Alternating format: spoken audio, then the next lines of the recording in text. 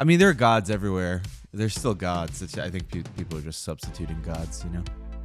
Talked about that a little bit yesterday. Substituting gods. Yes. How so? Well, like we talked about yesterday, how like Mother Earth is basically like God for people, particular people. They've sort of put this like religious, zealotous meaning in saving the planet in a way. So their deism is like mission and and group ideology based. Yeah, it has all the tenets of religion. I mean, I pretty firmly believe that you can't take like God out of humans, and we just fill in all the same blanks with everything else, or whatever is kind of the closest thing to us. Whoa, that's okay. Let's go there. You think that humans innately require a godlike figure to construct their lives? It's even a little more complicated than that. I think people need to sort of feel like they're a part of something that's bigger than themselves, a mission that's bigger than themselves, and they attach to that. That's why I think like people, you don't see people who are extremely religious. Like you don't see a lot of like evangelical Christians doing like kind of climate activism and stuff like that. I think when you're just so into like you have a god, like you have like the god guy up there, you're less prone to go worship something else in addition to that as well. But I think when you take that out, like there's like a vacuum for a lot of people, and that just has to get filled with something. I hadn't correlated that. That's good. You can totally see that. So, do you think that's what maybe the obsession with purpose is all about in the West? Like so many people are empty of purpose, but are they really just empty of God? Or purpose can be God. It's direction, like a North Star of some kind, something to serve, something to give yourself to, or to at least point your compass toward, like a lack of just direction. I think so many people feel. Yeah. I mean, I think in the West, there's been this seismic shift towards individualism and focusing on like gratification in the here and now in a particular way, and sort of like for yourself. And that's very much the antithesis of most every religion I can think of, right? Which they all share similar threads where there's some sort of higher collective purpose, and you're deferring meaning here for yourself for like greater satisfaction in the future. And a lot of the Bible, for example, is like about suppressing particular base urges, right? And there's a good in that. And that's the thing in a lot of religions, the idea that kind of like renouncing a lot of these human base urges or containing them in a particular way is good, and that is the path. But here in the West right now, there's this very powerful movement of you should be unequivocally be like who you are in every single way, do everything that feels good to you, and everybody should radically accept you for everything that you are. There is no like bad, right? You're just you, right. And you are fine no matter how you are, and we should accept that. And it doesn't seem to be making people happy from my observation. Like I'm sure some of those people are happy, but I don't know. Do you get the vibe that people around us today are like happy and content and satisfied from like a like more of a spiritual level? You know what I'm saying? I do know what you're saying. I don't think that society could be more empty. Like I don't want to see I don't want to see a worse version. I think that people are desperately suffering from a lack of meaning. Just look at the self-help space. Look at the bookshelves, right? That tells you everything. Obsession with happiness, a mental health, epidemic. People constantly looking, new age spirituality. Those books fly off the fucking shelf. Like everyone is looking for the version that works here in this society. And it's this external chase of structure and meaning, a way to move through life without a sense of emptiness and chaos. And it's so funny because society has also been moving toward eradicating religion for the most part. I love that we don't have religion, church and state. That separation, beautiful, great. But on a personal level, people seem to really be lacking it. And the ones that say they're spiritual are often full of shit. What does that mean when someone walks around and says, I'm very spiritual? It's not something you do or say. It's not something you say or, show. It's something you just do. You don't need to go to like Burning Man or have an Instagram profile that shows you, in your poses, meditating and doing those things in order to be spiritual. I think people are confused. They've found this like commercial spirituality, this American version, and replaced that with what is a deep, personal, highly private connection that we all need. Now, I don't think that everybody needs that in order to be happy. They don't need God necessarily. They don't need religion necessarily, but they do need something. They need a concrete, defined meaning. Like, take Nick, for example. Like, we did an episode on, I'm curious, like, how Nick would describe it. We did an episode on God, basically. A different version of this type of episode. And Nick's essential framework was, I'm very clear that there's not this conscious energy, and that there definitely isn't this God of the Abrahamic religions, a man with a white beard floating in the clouds. I think we all kind of said that one. But for Nick, it was like, there's nothing else, and that's okay. Like, that's okay. But most people are like, I don't think there's anything else, but I don't know what the fuck there is, and I'm having an existential crisis. Or they're religious and it doesn't feel right because they're doing it out of what was handed down to them. It was just given to them by their ancestors and their parents. Nick, do you think, as someone who, first of all, did I describe that somewhat correctly? Yeah. And secondly, as someone who feels that way and is that way, do you think that society is moving in that direction, where more people are moving in your direction, and that is a perhaps more evolved, better way, and still society can have structure and meaning and people doing okay? Or do you think we're devoid of something important, actually? Yeah, well, I think you summarized it correctly. Like, I kind of think that we're in that, people floating on a rock in space, and you stay for 80 years plus or minus a few, and then you're gone, and that's it, and that's okay, and there's no necessarily meaning or greater good or greater force behind that, and that can be okay if you can get at peace with that. And it's interesting you use the word evolve. Are we evolving more towards this area? Because I do think that humans can be okay. I do think they can be good without a greater source of spirituality, a greater, being to provide some kind of moral compass for them, mainly because of evolution.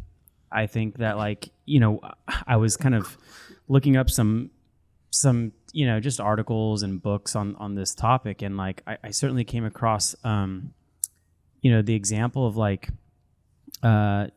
chimpanzees as an example. So if we go one step before in the evolution, they exhibit fear and shame and happiness. They specifically exhibit like fear and shame when they violate the norms of their group. Does that mean they believe in God too? I find that hard to believe that they may believe in God, but they still exhibit the same behaviors of fear and shame when they break the rules, when they violate the laws. Why are you tying that to God specifically? I feel like I'm missing something. Well, I guess my point is that you don't necessarily need a God to have, superior morality or even happiness. It can exist without it, and it's where do your morals come from? I think it comes from genetics. I think Darwin himself has outlined, there's several benefits to being moral to survive. Like one, the reason I think humans are somewhat moral on the whole without a God is that we actually share some DNA, and Darwin calls this genetic kinship. And that's one of his. There's also this like idea of reciprocation, like giving favors and repayment of favors, anticipates favors given back, and that may help you in survival. I do think there's a benefit for acquiring a reputation of kindness and generosity, for survivalship. And then, there is this aspect of like, maybe this isn't moral, but like conspicuous generosity to show some kind of like superiority or advancement over others. So Darwin talks about these four, and I think, there are evolutionary benefits to being moral, and that's particularly where my. But like, are you saying that morality is just inherently derived from being able to survive? Like anything that is pro survival is moral? No, not that anything pro survival is moral, but I do think our sense of morality comes from how we've evolved, and that it helps. Like, over time, species has changed to have, changes in the brain that give rise to social emotions and the idea of like institutions and language. And then, you have more complex cooperative behavior with other humans, and these concepts of, keeping a promise or concern about your reputation start to come up, and then that serves as like a base layer for a cultural norm or a law. And Sam Harris talks about this in a book. I think it's Moral Landscape is the one where he kind of talks about this.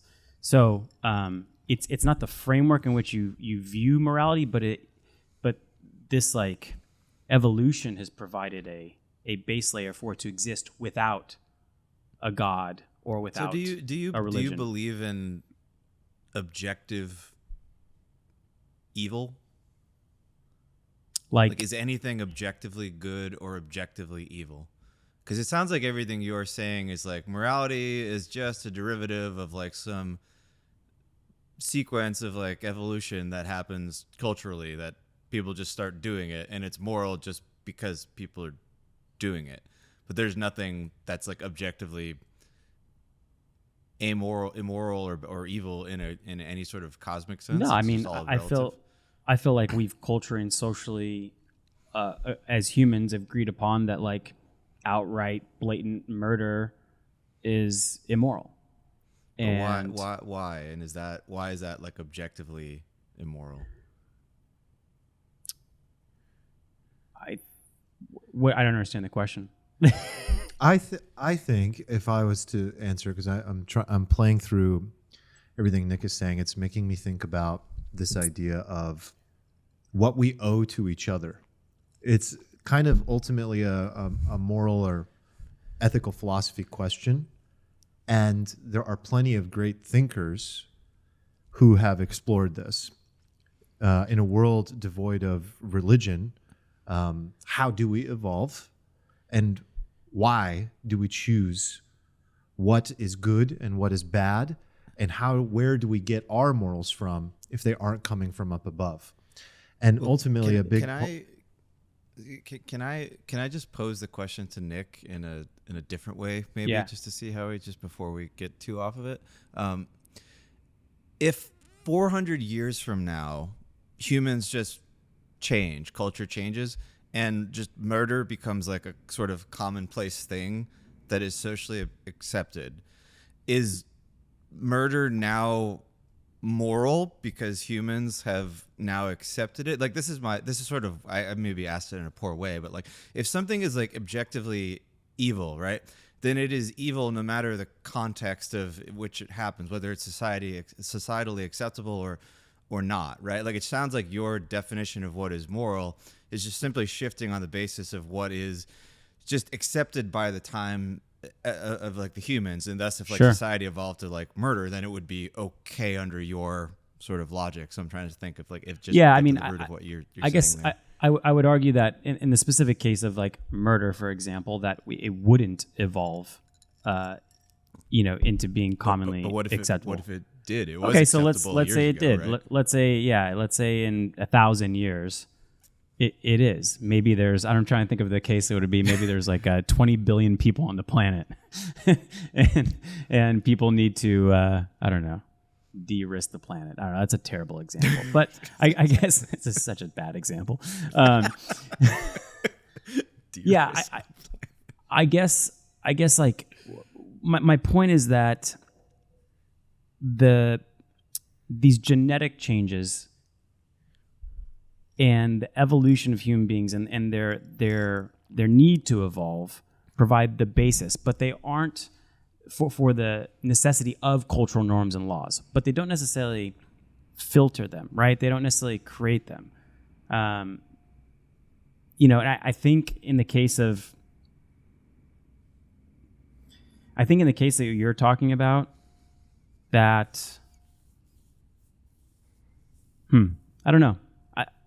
I do think that it could shift and change, and that, one thing that is objectively immoral now could potentially become objectively moral later on. I don't know. It's hard without an example. I don't think So you don't is think the case. so there isn't really any such thing as like objective morality then. It's a relative thing It's that depends on the ultra-relativism. context of everything. Yeah, right? I'm trying to like think this through as we're talking about it, and I'm trying to dig into like different examples. But yeah, I don't know if I agree with a pure objective Interesting. morality. I have but a I would, problem if with a you guys world do, like I'd be that. curious to hear the other side. Well, yeah, I just don't want to live in that world. What, in you Nick's know. world? Yeah. Yeah, I don't either. I would not want to Sounds live in that terrifying. world. It's terrifying. It's like, But you would have I different. guess we're kind of sort of in it. But you would at have a this point. different view on those morals if literally what Stephen says, like, the cultural norms change Yes. over hundreds of years. We're talking like evolution, not like a trend or a fad. yeah, but I believe that we owe every human life a certain basic fundamental level of rights, and I do believe in objective goodness.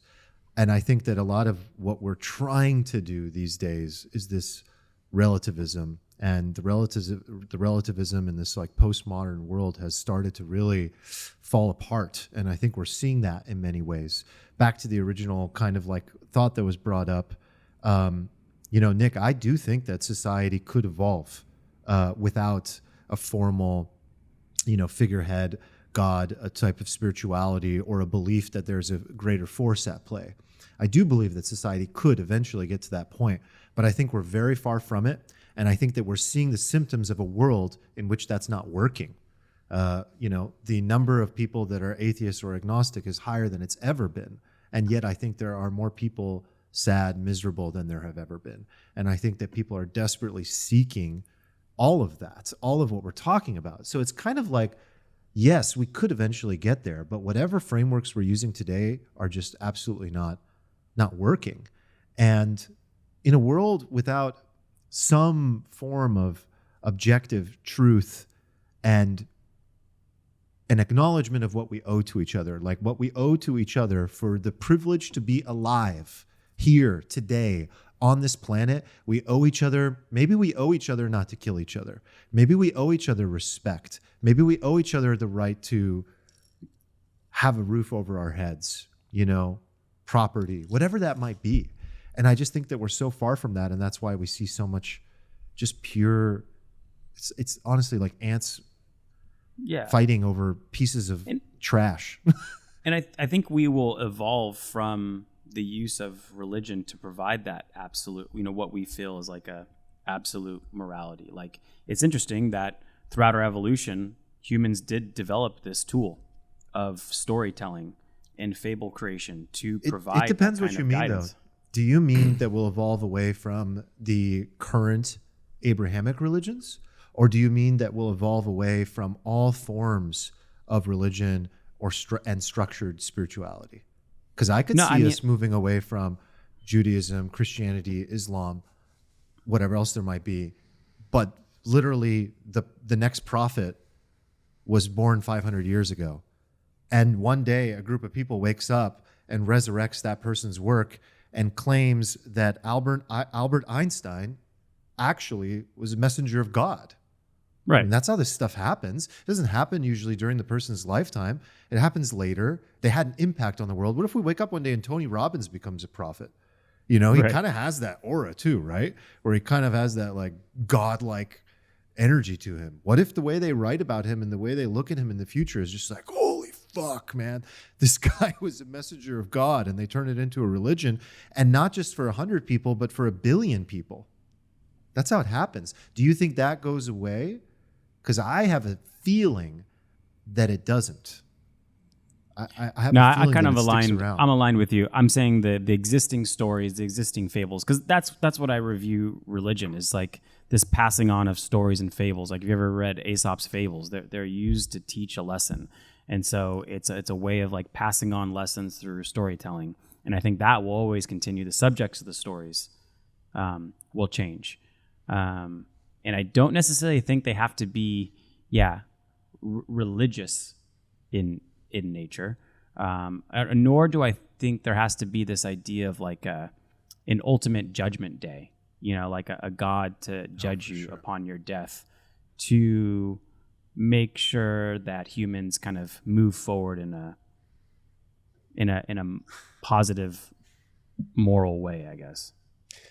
Yeah, I think that when I think about this question, like, do we need God? I definitely am not imagining Judgment Day, heaven and hell, any of the supernatural stories that we've all heard throughout these Abrahamic religions. I definitely am not thinking about that or asking that to myself. What I'm more asking myself is, do people need meaning? Do they need to have that greater force belief that something, a logos, is guiding their lives? That's the frame I look through when I ask that question. And I think generally people can find substitutes for that. They can find a substitute for that through the work that they do, through the relationships that they have. And some people are able to execute that well, like you do. But I think that that's a very small minority of people. For the rest of humanity, a belief system provides great structure, great direction that they otherwise would not be able to accumulate and formulate and cultivate for themselves. Because what you've done is that it's a very meticulous, intentional cultivation of values that has turned you into a good person. And people often have that argument for those that aren't religious. They're like, well, what reason do you have to be good? Well, there's plenty of reason to be good. You don't need religion or God in order to be good. But it's a mess right now. I feel like go ahead. I was going to ask Stephen, like, do you think there is, in what Arman's talking about, a reason beyond God? Do you think there is at all some Darwinian force at play that just naturally causes people to be quote unquote good? Or do you think that plays zero part of the morality question? I think it's really complicated.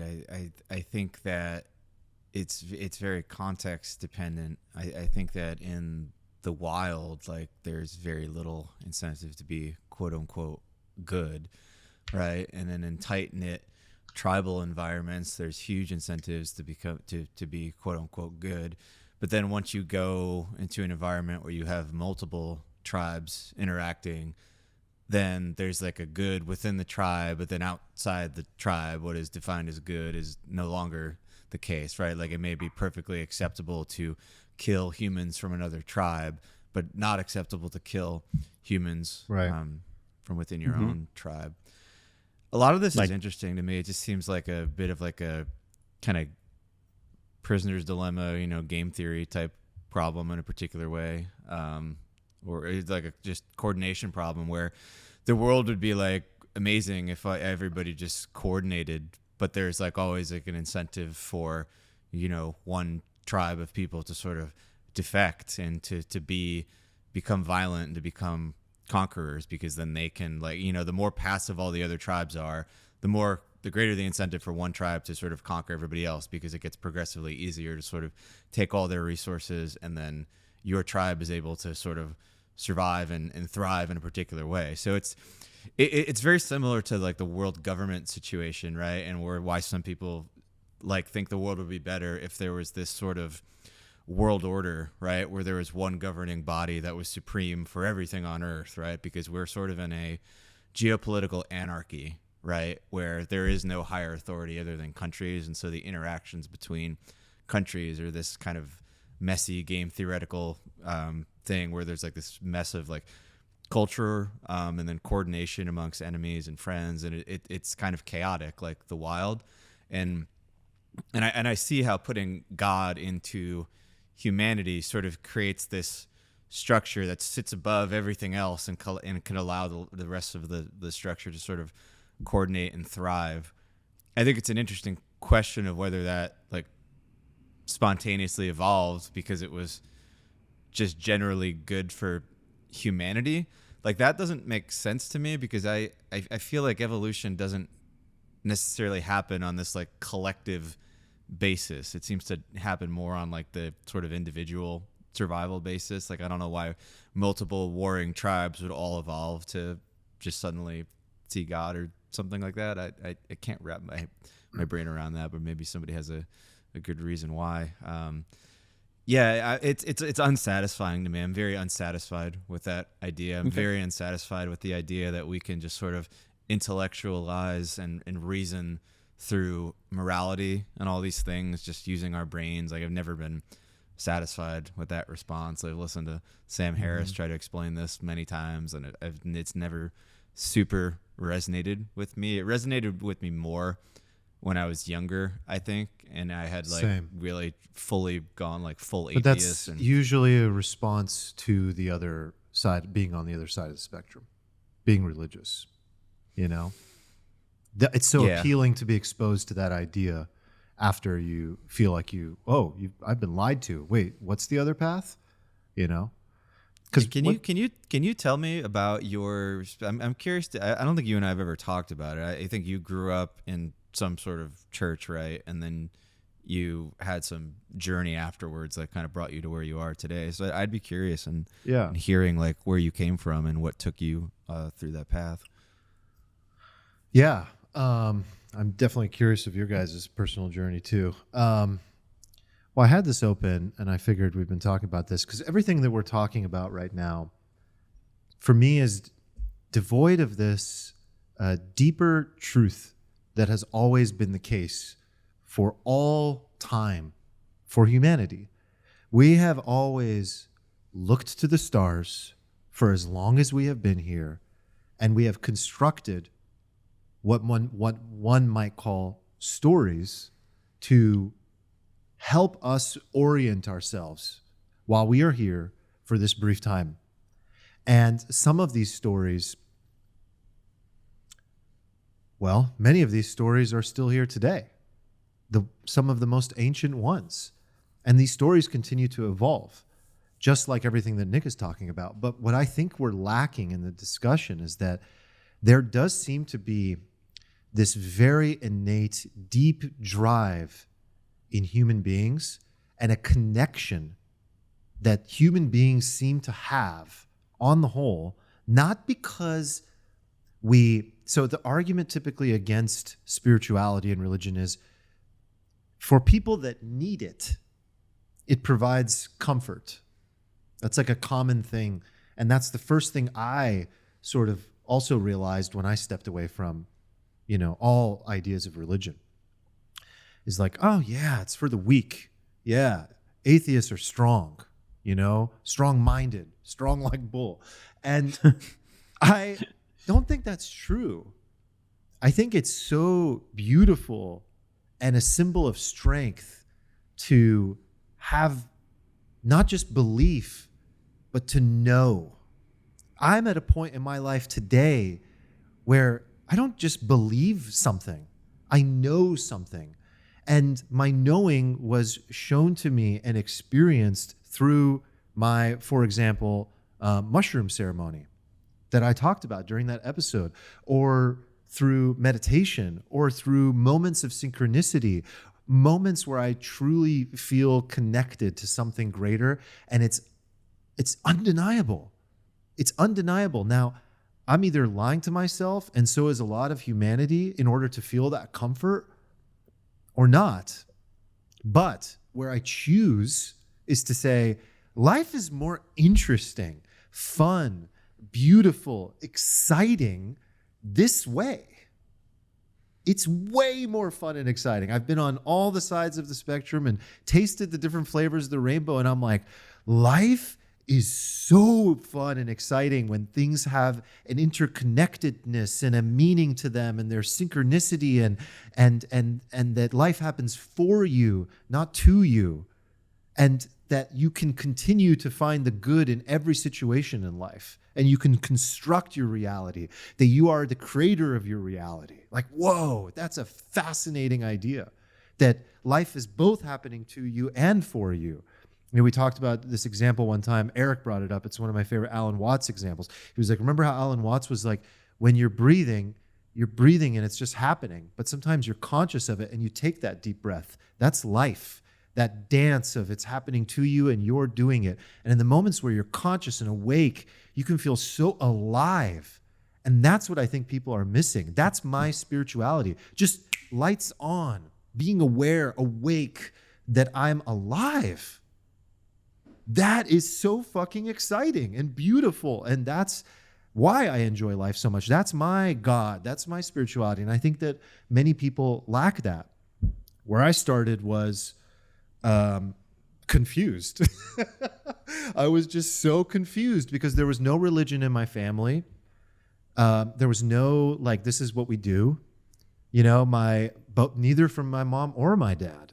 Like, they grew up in Tehran, the capital of Iran. At the time, this was before the revolution, so there was freedom of religion. There were Muslims, there were Jews, there were Baha'i, there were Christians, a blend of cultures. They saw it all. Their family wasn't religious. It was just kind of this like agnosticism, basically. The majority of people around, especially in Iran, are Muslim, but at that time, it was not nearly the majority that is today. It was much more blended. But most are non-practicing. It's just kind of like the typical Christian you see in America. It's just an identity thing. It's just, yeah, I'm Christian. I don't go to church. I don't listen to anything the Bible tells me to do, for that matter. But I'm still going to wear this cross. It's like it's just what you are. It's like it's part of your culture. It's a part of your almost like your ethnicity at that point. Different from, say, like a Catholic person where it's very much ingrained and they practice more often than not, and so on and so forth. So I was like, had all these questions as a kid, and I'm like, they were not being answered. Well, what happens when you die? I remember my aunt told me one time, she's like, well, you become a ghost and you're kind of around and you see people for a little while. And I remember being like 7 years old and I was like, wow, oh my God, I had like goosebumps. And then you grow up and everything you've ever been told is a complete lie.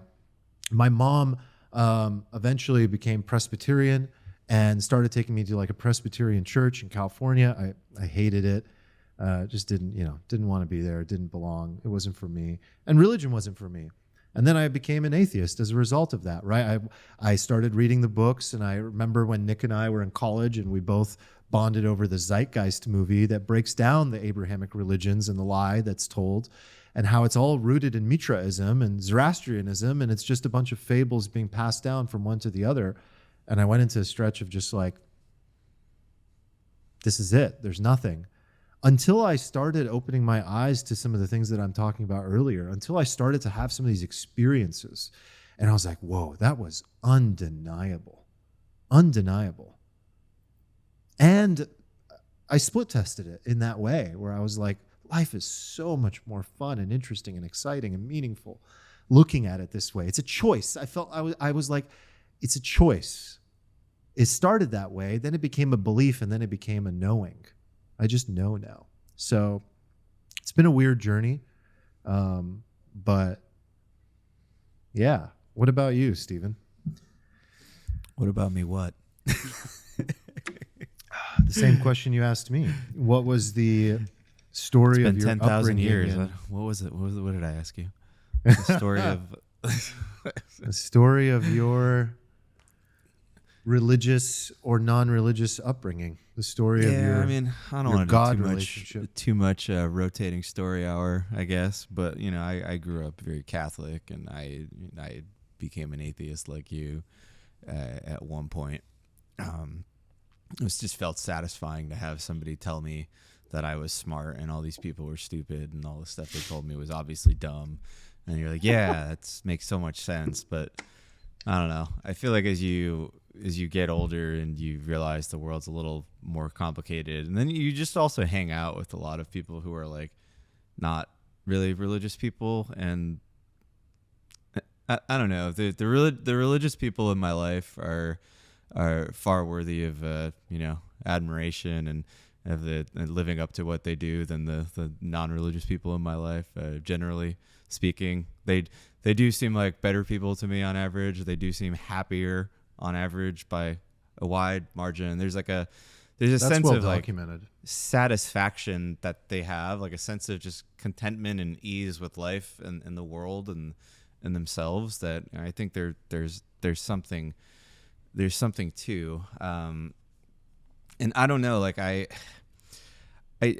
as I see the world around me, like kind of breaking down in a lot of ways, you know, especially from like a cultural sense, like I see a lot of the wisdom in the stories of the Bible and stuff that I didn't really see when I was a kid. I do think like most religions all are really good at like telling us stuff about ourselves. And I think a lot of the traps that society is falling into right now are just things that like a religious society just wouldn't, because people just be like, well, we obviously shouldn't do that. This is the thousands of years of wisdom about the nature of ourselves have told us that this is a bad idea.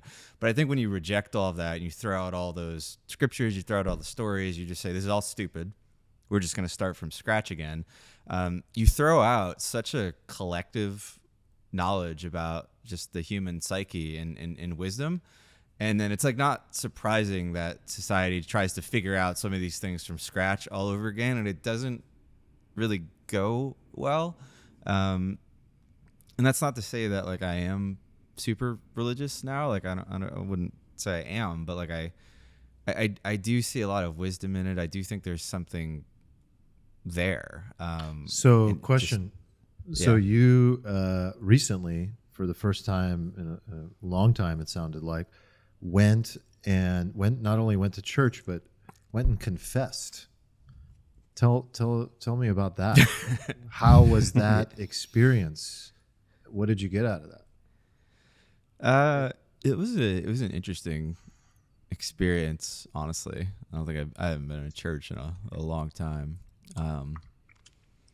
Definitely felt like some sort of, it's hard to know whether you are just kind of experiencing like some sort of placebo effect internally when you do stuff, or whether there's something there. But like it definitely felt like something was there when I was in the church. Like I felt like some sort of like emotional energy in a particular way. Maybe that's just rooted in architecture and stained glass windows, or like maybe it's triggering something to me. I did find the process of confession like oddly cathartic.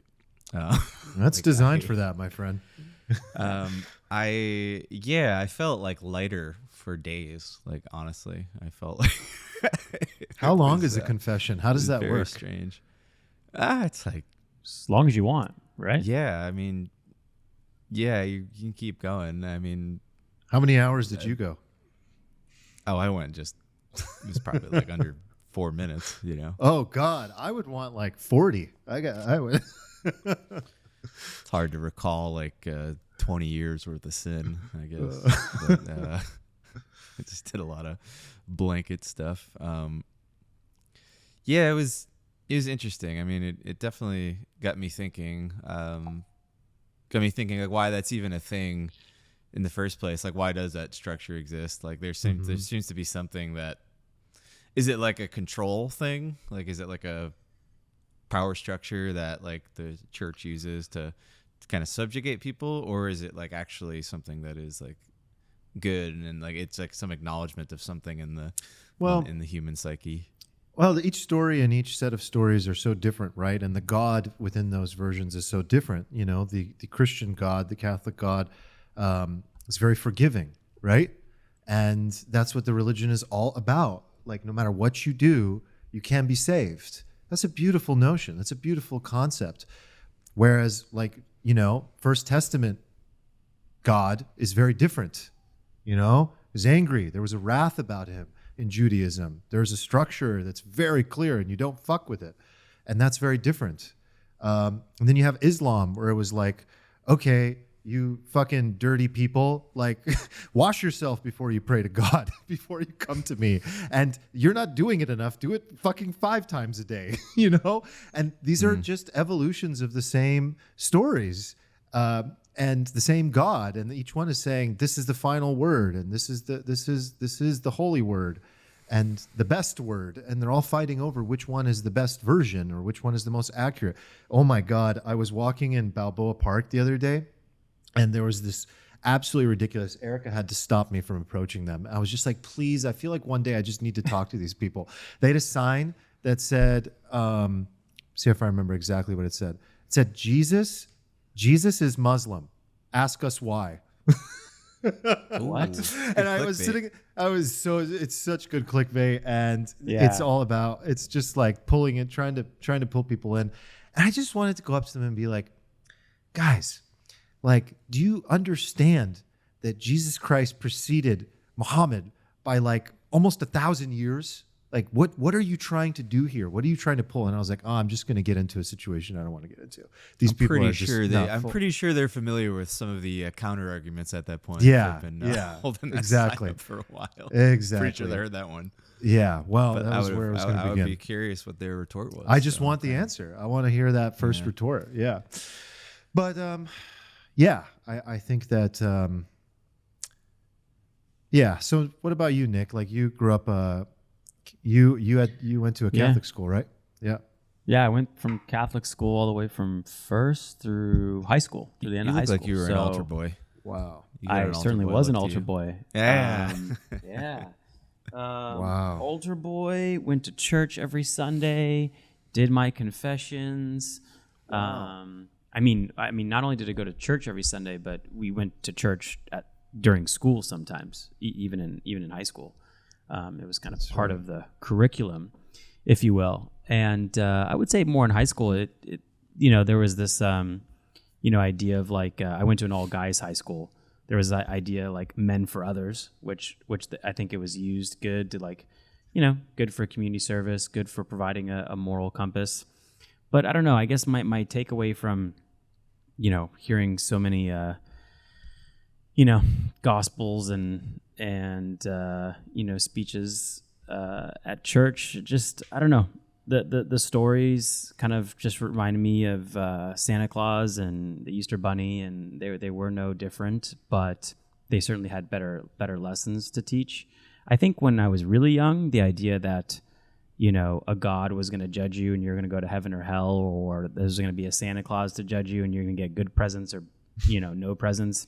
I think that helped for some reason, but I don't know. Now I just don't. I feel like maybe I don't need it as much, and so I don't find it as useful anymore. But I do kind of admire the community aspect that the religion provides, and it gets people together, and they share meals, they hang out, they discuss. This is like this ritual and cultural ritual that goes on. And I think that's probably, more valuable than necessarily kind of following a guide or a book or a story, just that community it provides. Do you really think that society can thrive without religion, even though you can? Religion, or what do you mean specifically as well, Steve? I just want to make sure. I feel like we should say religion, because when you say God, it's just too broad. People are like, oh yeah, God. I don't believe in God in this like cosmic sense. It to me, it's like different. Like when people say like I'm spiritual, a lot of times what they mean is like I don't want any rules. I don't want these like shackles on me. I just want to be free to do all this stuff. So it's like one degree over from the current like sort of atheist sort of live my truth, everything I do. It's like adjacent to that, right? Now, religion is very different from spirituality, as most people express spirituality to me, and that there are like boundaries and constraints. Rule-based. It tries to put you in some sort of box, right? And I'm curious, like if you think that, and that's why I said religion. Like, do you think society really can thrive without it? Well, yeah, I mean, because I don't even necessarily believe that a society with religion equals better moral behavior.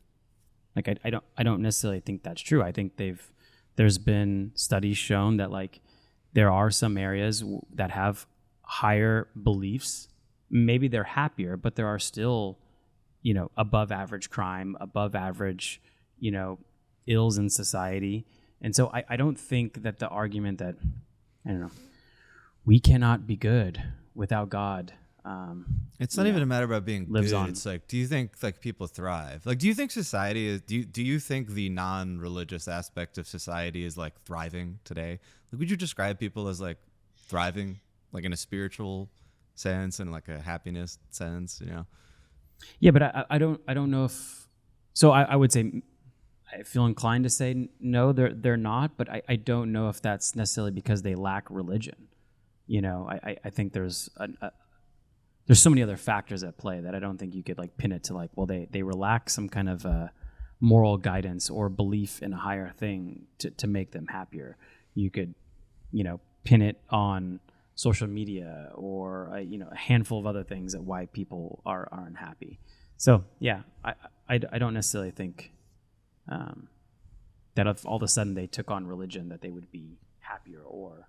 But you have seen the better data, spiritual right? Like people who identify as like, strongly religious, Roman Catholic, evangelical, Much Muslim, happier. like they are pretty significantly happier in this survey data. All caveats that like a lot of the survey data is sketchy in the way it's collected and sorted, and like correlation is not causation.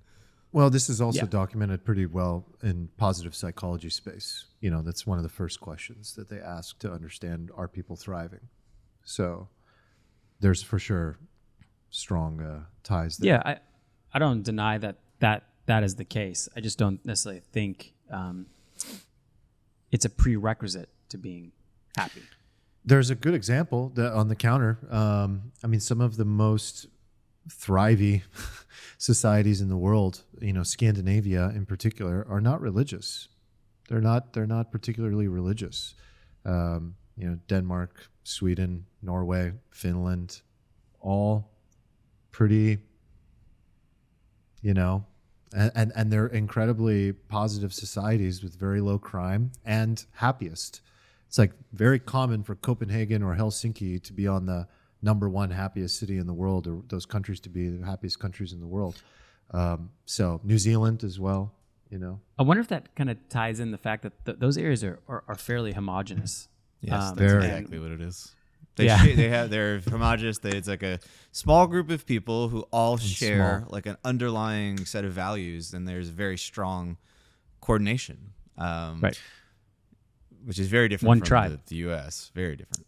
That goes toward my personal belief in that I think that we don't need religion, but what we do need is to strengthen our values from a country by country, even more micro level basis. Like what we lack in our communities our rules.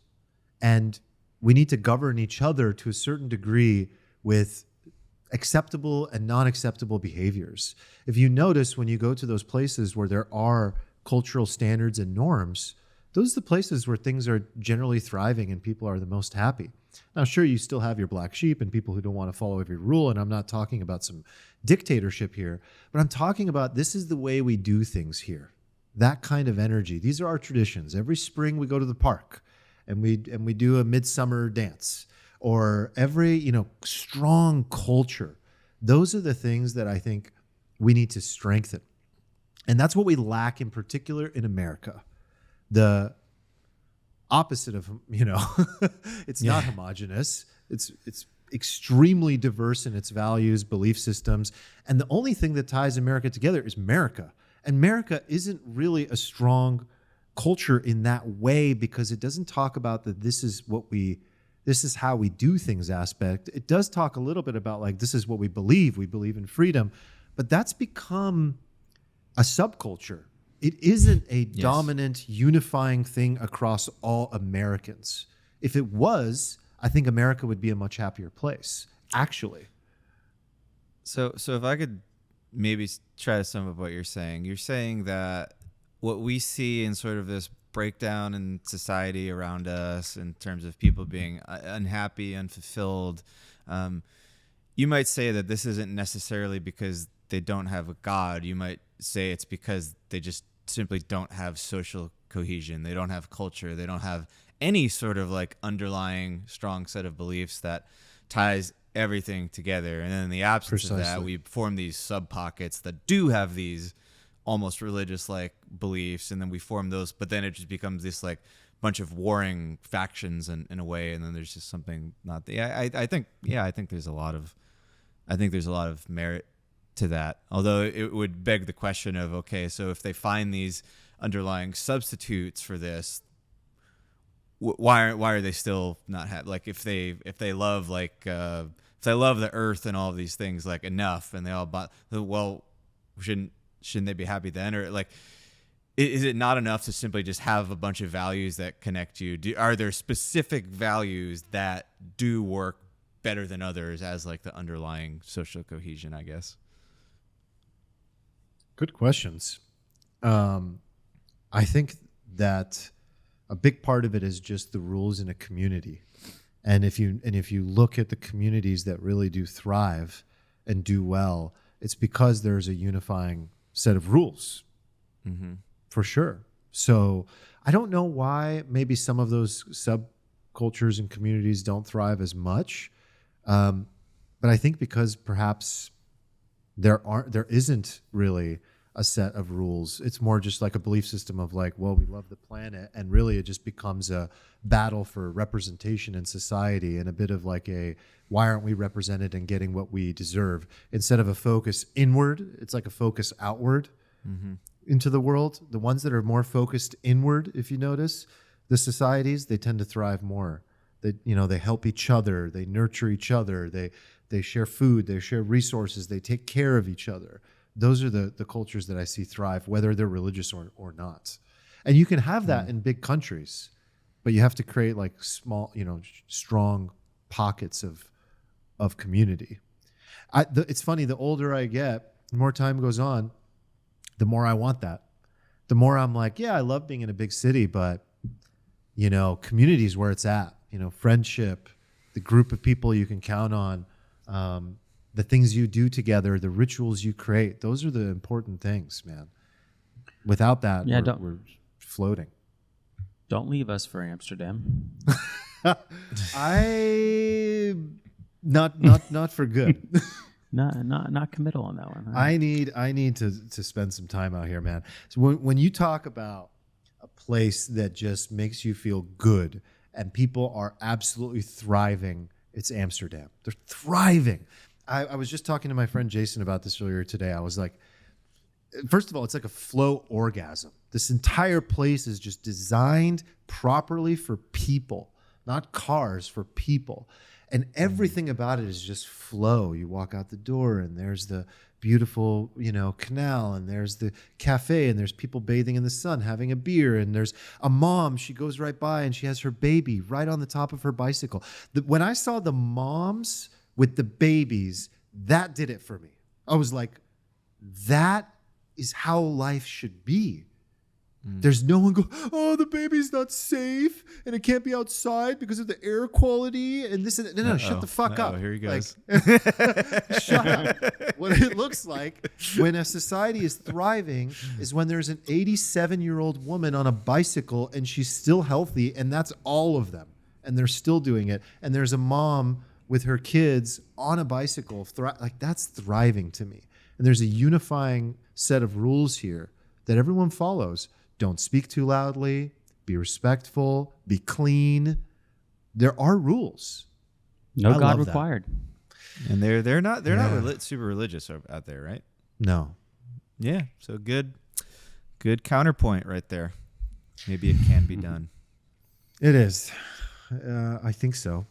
right. Well, to wrap this, I would be curious, Stephen, for your take on that question to wrap this, because I feel like you've evolved your opinion on this matter back and forth quite a bit. So where are you today on this? Do you think that there's a chance that society can continue to or can thrive without religion? I guess if we narrow it to American society, I don't know. I know that my observation is that humans need some really fundamental thing underlying like the sort of cultural fabric of society. Otherwise it just frays and we devolve into little tribes. And I know that God was a pretty good thing to bring people together because everybody could kind of get behind that, especially back in the day. Like, hey, I don't want to die and burn in hell forever. Do you? No? All right, cool. Let's share that. And that was a thing that like held a lot of different cultures in this country together for a long time. And then obviously people loved country as well. It was God and country forever. But a lot of people don't like, they don't like God now. And a lot of people don't really like the country or what it stands for. So Yeah. I don't know. I'm kind of bearish on that. I think we probably are going to just keep devolving in this way unless we get some sort of existential threat that like unifies us. I think like World War III, Right. Unfortunately, is probably like the best chance we have of unifying again under some common umbrella. There can't be a World War III. It's already happening. Already happening. There sir. can't be. There can't be. World War IV fought with sticks and stones. Oh God. Can we end? Sorry, I didn't mean to end it on such a down note there. No, I can end it on an even better down if you want. Can I read the God is dead quote? Sure. All right. Sounds bright and cheery. Yeah. Well, it's very symbolic and it's very meaningful, right? It's not very literal. There's a lot to this quote, and it's a good reminder. So, quote by German philosopher Friedrich Nietzsche. God is dead. God remains dead, and we have killed him. How shall we comfort ourselves, the murderers of all murderers? What was holiest and mightiest of all that the world has yet owned has bled to death under our knives. Who will wipe this blood off of us? What water is there for us to clean ourselves? What festivals of atonement, what sacred games shall we have to invent? Is not the greatness of this deed too great for us? Must we ourselves not become gods simply to appear worthy of it? So good. God, My that's favorite. heavy stuff. Heavy shit, man. Man. Heavy shit. All right. See you guys. All right, everybody, have a great week. See you guys later. This was great. I thoroughly enjoy these conversations, and I'm so grateful for this podcast. I really am. That was amazing. Yeah, it's awesome. I mean, we're probably going to have like a whole just sub discussion. I think just the how do you live without God in your life discussion is probably worthy of like its own many-hour talk. It's a big For topic. sure. Oh, absolutely. All right. See you guys. I'll see you back in California soon. All right. Yes, please come Later, everyone. Bye.